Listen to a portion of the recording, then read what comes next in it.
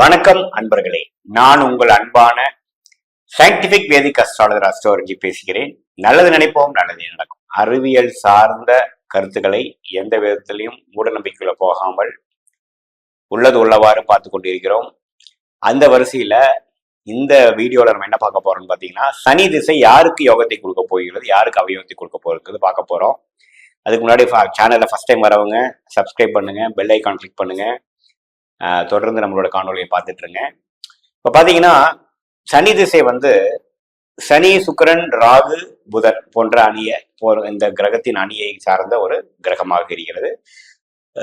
செவ்வாய், குரு, சந்திர, சூரிய, கேது அணிக்கு எதிர்மறையான அணியை சார்ந்த ஒரு கிரகமாக சனி வருகிறது.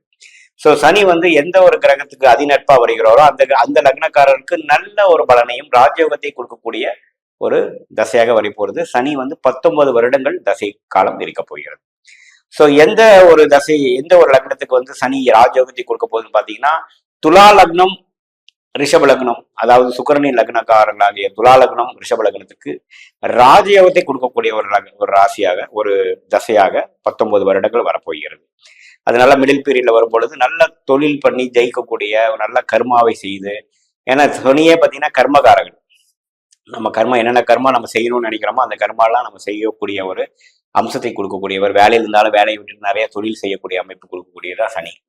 ஸோ சனி துலா லக்னம், ரிஷப் லக்னத்துலாம் வரும்பொழுது நல்ல யோகத்தை கொடுக்கக்கூடிய ஒரு தசையாக வருகிறது என்று நீங்க தெரிந்து கொள்ள வேண்டும். அதே சமயத்துல புதன் லக்னக்காரர்களாகிய கன்னி லக்னம், புதன் லக்னத்துக்கும் அருமையான ஒரு தசையாக வருகிறது. அது கரெக்டா ஒரு 25 55 வயசுக்குள்ள வரும்பொழுது நல்ல ஒரு தொழில் முயற்சி செய்து நல்ல ஒரு பெரிய லெவல்ல வரக்கூடிய ஒரு அம்சத்தை அந்த லக்னக்காரர்களுக்கு கண்டிப்பாக கொடுக்க போகிறது.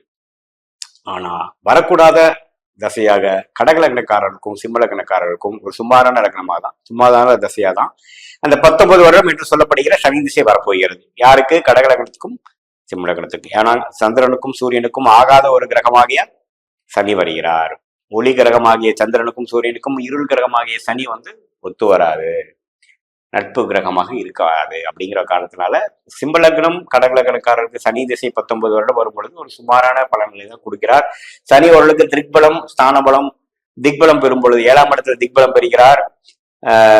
பாத்தீங்கன்னா துலாம்ல உச்சம் பெறுகிறார், மேஷத்துல நீச்சம் பெறுகிறார். ஸோ எந்த மாதிரி ஒரு பலத்தில் இருக்கிறார் பொறுத்து நம்ம பலன்கள் எடுத்துக்கலாம். மற்றபடி செவ்வாய் லக்னக்காரர்களாகிய விருச்சிக லக்னம், மேஷ லக்னத்துக்கு சனி ஒரு மிகவும் சுமாரான தசையாக, லக்னத்துக்கு ஒரு நட்பு கிரகமாக இல்லாமல் ஒரு பகைப்பெற்ற கிரகமா இருக்கிறதுனால, செவ்வாய்க்கும் சனிக்கும் ஆகாத ஒரு காரணத்தினால விருச்சிக லக்னத்துக்கும் மேஷ லக்னத்துக்கும் ஒரு சுமாரான பலன்களை தான் கொடுப்பார்.